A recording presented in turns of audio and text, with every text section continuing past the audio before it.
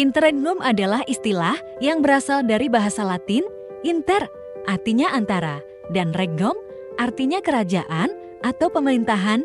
Dalam konteks gereja Katolik, interregnum merujuk pada masa kekosongan tahta suci antara wafatnya atau pengunduran diri seorang paus dan terpilihnya paus baru sebagai pengganti. Masa ini disebut juga sebagai sedevacante, sebuah periode di mana gereja dipimpin secara sementara oleh kolegium kardinal. Namun kepemimpinan ini bersifat terbatas. Kolegium tidak mengambil keputusan besar karena hanya menjaga gereja hingga terpilihnya paus baru.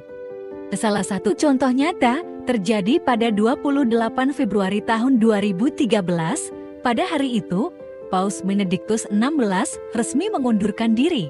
Ia menjadi paus pertama sejak tahun 1415 yang melepaskan jabatannya secara sukarela. Sejak saat itu, gereja mengalami masa interregnum hingga terpilihnya paus baru. Interregnum bukan hanya soal transisi kepemimpinan, dia juga menjadi momen spiritual yang penting bagi umat Katolik. Dalam refleksi gereja, interregnum mencerminkan arah ziarah umat Allah, sebuah peralihan yang senantiasa diperbarui oleh Roh Kudus.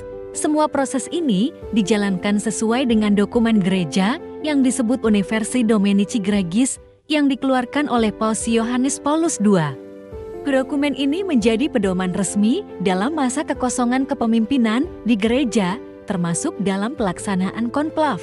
Dengan demikian, interregnum bukan hanya masa tunggu, melainkan masa refleksi yang dalam tentang kepemimpinan dalam gereja. Ia menjadi pengingat bahwa gereja adalah milik Kristus dan setiap paus yang terpilih adalah bagian dari karya Roh Kudus yang terus memperbarui gerejanya. Ingin memahami lebih dalam tentang makna dan sejarah interregnum? Temukan ulasan lengkapnya di Majalah Hidup edisi 24 tahun 2025. Majalah ini tidak hanya memberi informasi, tetapi juga membantu kita menumbuhkan iman dan penghayatan akan hidup menggereja.